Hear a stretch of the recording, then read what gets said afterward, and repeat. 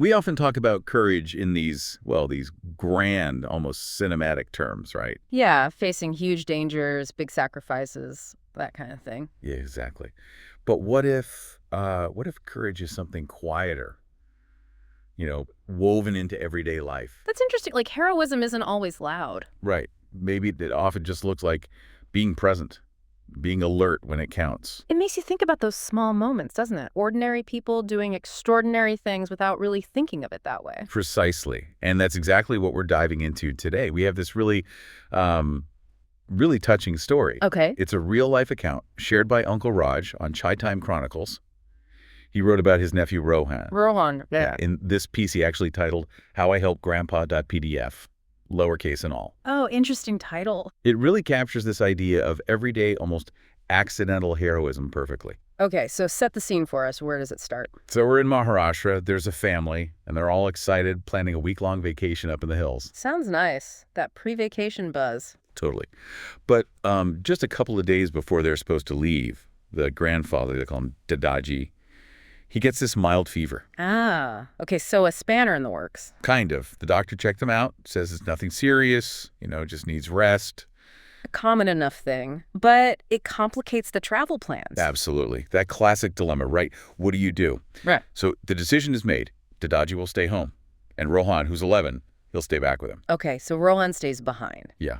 And you can imagine, for an 11-year-old, maybe that sounds okay. Like a quiet week, comic books, snacks. A different kind of holiday, maybe? Less hiking, more chilling? Right. A relaxed week. Right. Or so they thought. Sounds like things didn't stay quiet for long. Not at all. So let's jump ahead. It's the third night they're home alone. Middle of the night, maybe midnight. Okay. Rohan wakes up.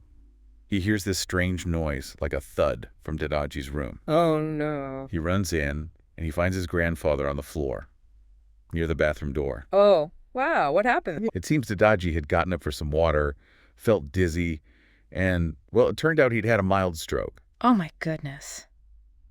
And it's just the two of them. Just the two of them? Middle of the night, no one else around. That situation, the vulnerability there is immense. For both of them, really. It really struck me, too. Imagine being Rohan. Finding your grandfather like that, it's overwhelming. Absolutely. The natural reaction for anyone, let alone a child, might just be panic, freezing up. Which is understandable, but not always helpful, right? Right. But this is where the story shifts. He doesn't panic. Instead, he remembers something. What's that? Something his dad told him once. In emergencies, breathe first, think next. Wow. And he actually remembered that in that moment. He did. And he acted on it. He took that breath. That's incredible presence of mind for an 11-year-old. Yeah. That advice clearly stuck. It really did. And his actions after that were just so clear-headed. First thing. Emergency number. Yep. Called the emergency line straight away. Gave the full address, spoke clearly. And he even remembered to tell them about the gate lock. A gate lock. Yeah, apparently it was a bit tricky. Sometimes it would stick. He told the dispatcher. That's amazing foresight. Thinking about potential obstacles for the ambulance crew, that's beyond his years. Isn't it? Just that little detail. But he wasn't done. What else? He then ran next door to the neighbor's house. Okay. In the middle of the night? Yeah, starts knocking, keeps knocking until they wake up. Explains what happened. Dadaji's collapsed. Ambulance is coming. And asked them to help guide the ambulance when it arrives. Wow. Taking charge, seeking help, coordinating, that takes serious courage for a kid. Venturing out like that? It really does. Yeah. And his composure, it didn't stop there. When the ambulance came, he went with Dadaji. To the hospital. Yes. Stayed calm through all the rush and the questions. He answered everything the doctors and nurses asked him. Clearly. He was the primary source of information, essentially. Seems like it.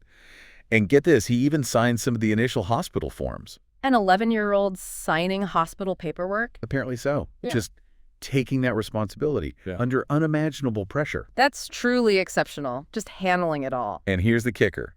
The doctors later said. What did they say? They said the timing was absolutely critical. If help had arrived just maybe 15 minutes later. 15 minutes? Yeah. The outcome could have been very, very different. Much worse. Wow. So his quick thinking, calling immediately, getting the neighbors, it directly impacted his grandfather's recovery. Directly. It wasn't just bravery in an abstract sense. It was effective, life-saving action. Incredibly time-sensitive. That really puts it into perspective.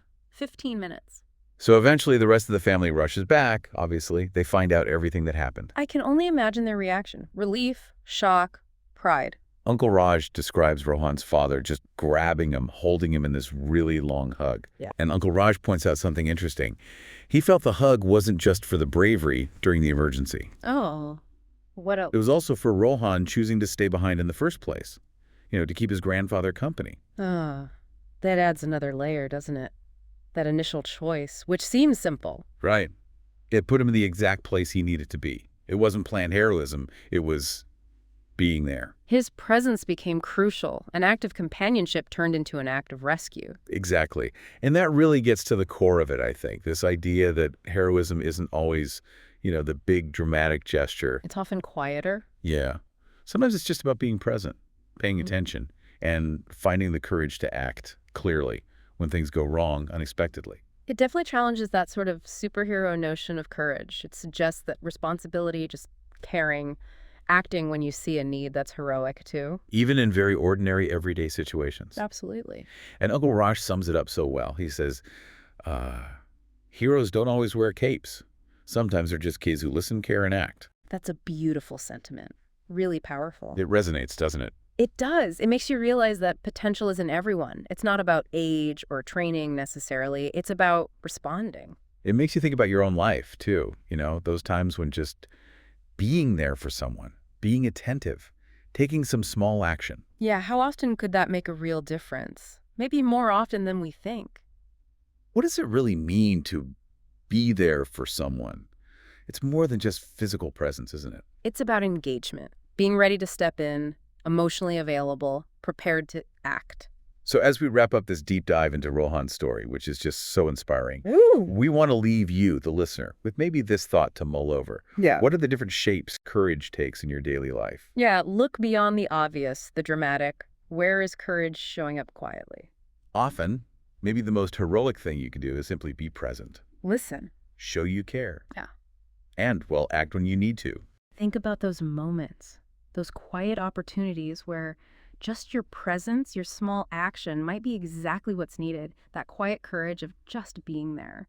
Thanks for joining us for this deep dive. Until next time.